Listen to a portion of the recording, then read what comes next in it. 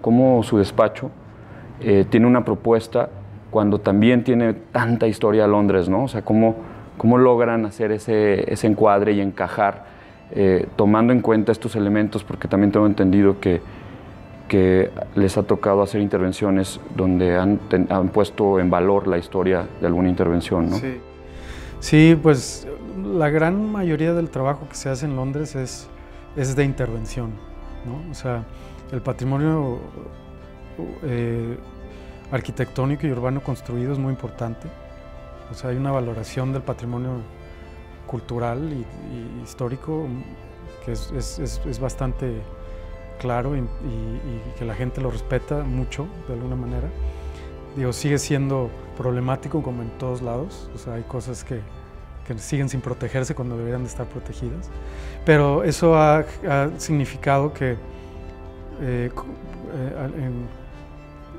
muchos de los edificios que se han construido a lo largo de la historia de la ciudad se han protegido, ¿no? Entonces, y no solamente edificios, sino hay áreas de protección también, ¿no? O sea, hay áreas que se consideran protegidas. Entonces, dentro de eso hay ciertos lineamientos que hay que seguir y hay que pedir permisos y hay que hacer una serie de cosas para que tú puedas hacer alguna intervención, ¿no? Entonces, de alguna manera la ciudad te obliga a conocer su historia. O sea, es muy importante conocer la historia no solamente de la intervención en particular que estás haciendo, sino de ese contexto. Y a lo mejor desde capas y capas históricas que la ciudad tiene, ¿no? Entonces, como que la misma ciudad te obliga a hacer eso, ¿no? De primer lugar. Y luego ya tú, pues, entonces tienes con ese conocimiento, con esa noción de la historia, entonces, aún así, siempre hay un espacio para propuesta, ¿no? Hay veces que es de este tamaño y hay veces que es mucho más grande, ¿no? Entonces, depende de la circunstancia en particular y depende del caso, ¿no? Pero hay casos en los que hay lugar y hay espacio como para proponer tu propia interpretación de lo que sigue. Entonces, ese es como esas ciudades vivas, ¿no? O sea, que no son museos que se quedan estáticos como en Venecia o otras ciudades que prácticamente son museos de arquitectura, de historia de la arquitectura, en donde ya no sucede nada nuevo. Pero Londres es una ciudad que ha logrado de alguna manera estratificar su historia muy exitosamente. O sea, tú arqueológicamente puedes ver la historia de ahí. Pero las nuevas cosas, la gran mayoría, no todas, sigue habiendo fallas y sigue habiendo errores muy graves, pero la gran mayoría de las intervenciones son interpretaciones de lo que la ciudad debe de ser en el futuro, no solamente de lo que fue en el pasado. Entonces esta continuación es muy importante, ¿no? Entonces, y de ahí hay lugar a esta interpretación que puede ser de quien sea, ¿no? Entonces de ahí nosotros llegamos, otro despacho de cientos que hay, muy buenos, y hay mucha competencia y es difícil hacer cosas ahí, pero bueno, ahí encuentras tu voz. Y no sé, digo, nosotros llegamos, Nicolai desde Alemania, con la escuela de Stuttgart, y con muchas cosas muy funcionales, muy prácticas, pero también con una escuela a lo mejor que venía de H también, de trabajar con él, que viene de África y todo eso, y que viene una interpretación también muy rica. ¿Tú te llevaste algo de Guadalajara? Y luego yo también.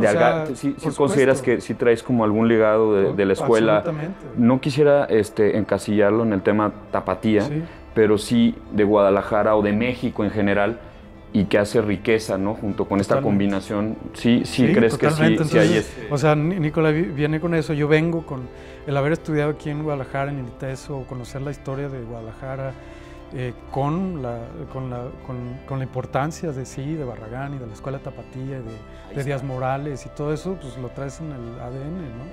Y de alguna manera nosotros todos los cuestionamos, después lo asimilas, después lo absorbes, después lo entiendes, y estando fuera tomas perspectiva y le das la importancia que es, ¿no? Y también le das tu propia interpretación. O sea, por ejemplo, en Londres lo que empieza a pasar es que pues empiezas a establecer un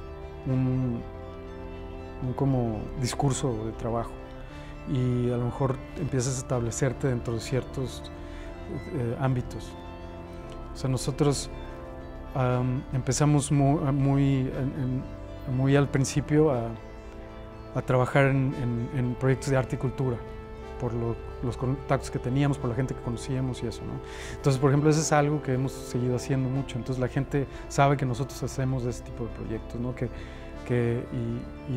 Y que entendemos esos dos ámbitos de la arquitectura y que podemos traducir cosas que a lo mejor, por ejemplo, cuando estamos hablando de una galería, un espacio de arte, entendemos muy bien. Pero al mismo tiempo, por ejemplo, empezamos a dar clases en Cambridge. Llevamos 10 años teniendo un estudio de arquitectura en Cambridge, de tercer año. Entonces, también establecimos como un campo de trabajo dentro de la parte educativa, ¿no? O sea, entonces ahí establecen un vínculo con la academia. ¿Los dos son activos? Sí, los dos tenemos el estudio juntos. Muy bien. Entonces, es una especie de taller dentro de... Es un taller académico, pero donde vemos cuestiones más urbanas. Ya. O sea, entender la ciudad para hacer propuestas arquitectónicas. Qué bien. Entonces, como que tenemos a lo mejor estos dos intereses que nos han llevado entonces a empezar a hacer cierto tipo de proyectos. Entonces la gente como que nos empieza a asociar con alguien que podemos entender como la ciudad, así como algo muy específico como la iluminación de una galería o algo así, ¿no? Entonces, y la otra pregunta está vinculada, hablaste mucho de estas intervenciones efímeras, ¿no? que hacen, que te convierten casi en un artista, ¿no? O sea, hay una delgada línea entre la arquitectura y el arte, siempre lo hemos sabido, que es un coqueteo constante entre una y la otra, y a veces el arquitecto hace su trabajo y oficio casi como un artista, o el artista como un arquitecto. ¿Hay alguna tendencia? Sé que también te gusta el arte, en algún momento en tu vida estuviste parado o exponiendo algo, o tratando de hacer una obra objeto desde el punto de vista de un artista. ¿Existe? Puramente artístico, no. O sea, yo nunca me consideré artista. Ok, o sea, siempre arquitecto. Siempre me identifiqué como artista. Pero ahora estás haciendo una especie de producción para artistas, como haciendo como una traducción de lo que el artista quisiera hacer, pero de una manera más técnica. Sí, colaboraciones muy cercanas, sí. O sea, como, por ejemplo, llevamos trabajando mucho tiempo con el artista Karsten Holler, y de hecho acabamos de hacer esta exposición El Tamayo.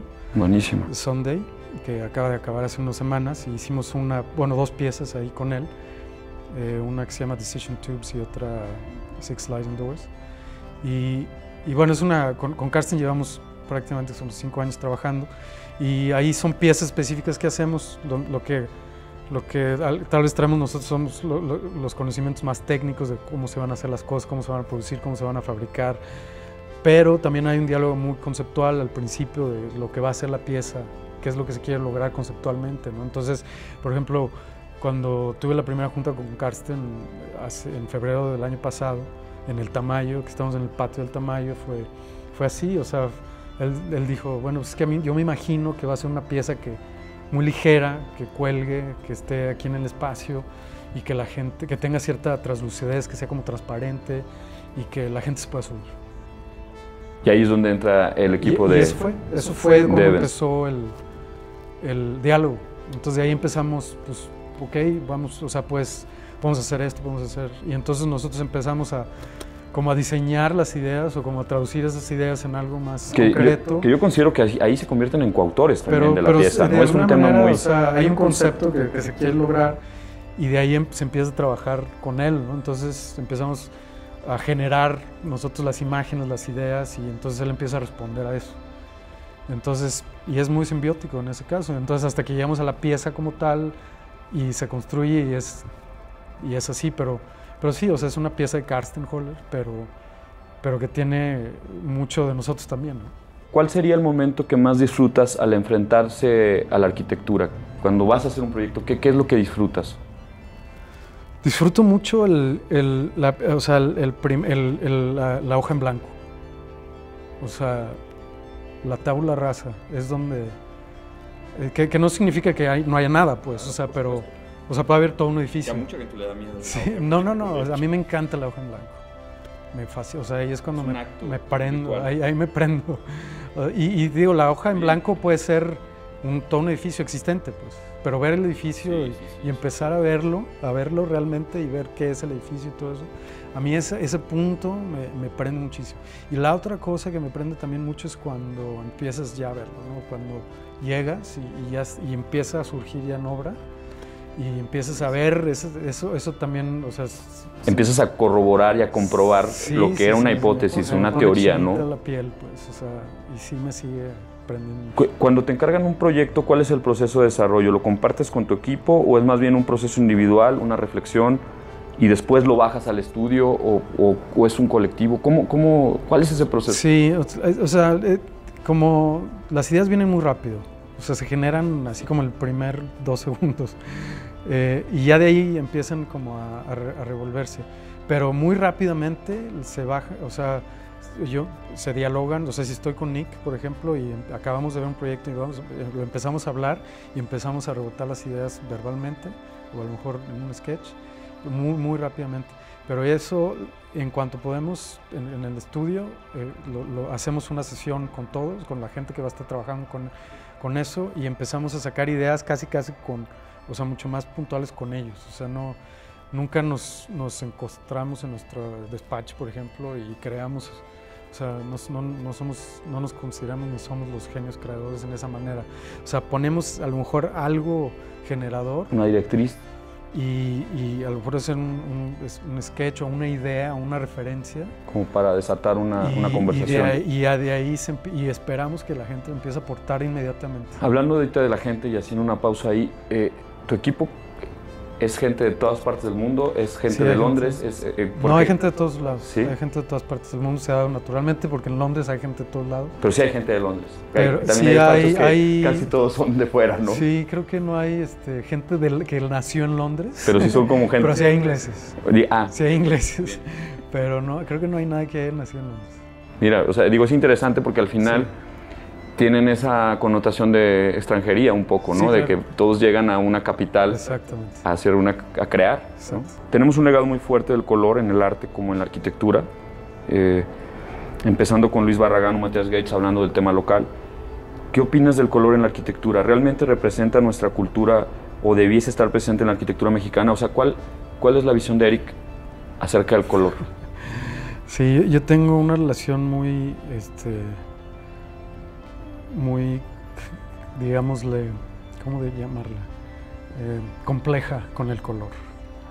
O sea, para mí mucho tiempo la asociación del color con la arquitectura mexicana significaba todos los clichés, la caricaturización de Barragán y todo eso. Entonces, yo tenía muchos problemas con esa asociación del color y la arquitectura. Y por mucho tiempo estaba completamente casi borrado. O sea, los materiales deben de venir de los materiales, el color debería venir de los materiales. Que hay una tendencia muy fuerte en la arquitectura, claro, que se muestra muy neutral, ¿no? Sí. Como es el resultado del sistema constructivo o del proceso de determinación del material en sí mismo, jamás como una plasta, ¿no? Como una pigmento, como un pigmento. Una aplicación del color, como una brocha del color. Pero ahora creo que ya me estoy relajando un poco más. O sea, ahorita ya lo veo como otro material más. Aunque mucha de nuestra arquitectura, si la ves, la arquitectura que estamos produciendo ahora sigue siendo mucho el caso. O sea, de hecho, ayer tuvimos una junta con el cliente de una casa que estamos haciendo aquí en Guadalajara y estamos revisando las partidas y la partida de pintura estaba en 0. No hay color. No tenemos pintura, no tenemos color aplicado. O sea, pero el color va a salir de varias cosas, ¿no? Pero sí estamos poniendo pigmentos, sí estamos poniendo muchas cosas. Pero sigue siendo algo que a lo mejor no me sale tampoco naturalmente. Bien. Pero... ¿Has tenido alguna decepción o fracaso en lo largo de tu carrera? Sí, muchísimos. ¿Algún reto todo el fuerte? Todo el tiempo. ¿Alguno que nos compartas que puedas...? Pues, o sea, muchos concursos perdidos, muchos proyectos que se caen. O sea, la arquitectura está lleno de fracasos. Incluso es un calvario. Cuando construyes algo y te das cuenta que estás mal, ¿no? O sea, que estaba muy chico, la ventana debe estar más grande o estar en la orientación. Digo, hay muchas cosas. O sea, la arquitectura está llena de fracasos, yo creo que más que de logros. Entonces, sí, todo el tiempo. ¿Nos puedes ayudar a imaginar el futuro ¿Cómo se imaginan al arquitecto, a nuestro oficio en unos años más? ¿Hacia dónde va la arquitectura? Se ha dicho que para mirar al futuro primero hay que mirar hacia el pasado. ¿Qué va a pasar con el arquitecto? El arquitecto debe de convertir, o sea, yo lo que le digo a mis alumnos, por ejemplo, es que la arquitectura es algo muy amplio. O sea, el arquitecto no es el que diseña edificios. O sea, yo les digo, aquí no vienen a aprender a diseñar edificios. Aquí van a aprender una serie de cosas que les va a servir para muchísimas cosas. Herramientas. Van a adquirir muchísimas herramientas que les van a servir para muchas cosas en la vida. Y muy pocos de ustedes, muy pocos, van a terminar diseñando edificios, como lo entendemos nosotros, como lo entendemos el arquitecto, como lo que es que creo que es el que se sienta sí, a dibujar el edificio. Pasa que el estudiante ve al arquitecto o la sociedad ha creado que el estudiante ve al arquitecto como un salvador de la ciudad. Y el arquitecto no salva a la ciudad con edificios, ¿no? El arquitecto ya no es tampoco el salvador de la ciudad. No, definitivamente nunca lo ha sido. Yo creo pero la gente ya lo sabe. De alguna manera el proyecto moderno, el fracaso del proyecto moderno se ha permeado en todos lados. Entonces nadie le cree al arquitecto ya. O sea, eso, por ejemplo, en Europa ya nadie le cree al arquitecto. El rol del arquitecto va en disminución. A eso me refiero. Hay consultores que hacen, o sea, cuando tú haces un edificio complejo, un proyecto complejo, hay consultores hasta para acústica, hasta para color, para la fijación, la tornillería, todo. El arquitecto, el rol del arquitecto es así, pero también sigue siendo así. O sea, es el que tiene la visión, es el que sabe todo, pero al final la importancia que tiene el arquitecto, lo que se considera, es muy pequeño. Entonces, y eso hay que aceptarlo. Sí, eso hay que aceptarlo y hay que verlo. Por eso como mi pregunta, realidad. porque el arquitecto de repente siento que ahora con estas conversaciones pareciera que vamos a acabar en un museo, ¿no? Realmente algunos decían es un artículo de lujo. Bueno, cada vez se convierte en alguien que si no se integra a este tema multidisciplinario, a esta colectiva de creación. Lo que pasa es que el arquitecto está en todos lados ya. O sea, los que estudian, la gente que estudió arquitectura están en muchos lados. Están haciendo planeación urbana, están editando libros, son operadores culturales, desarrolladores, o sea, están haciendo un montón de cosas, pues.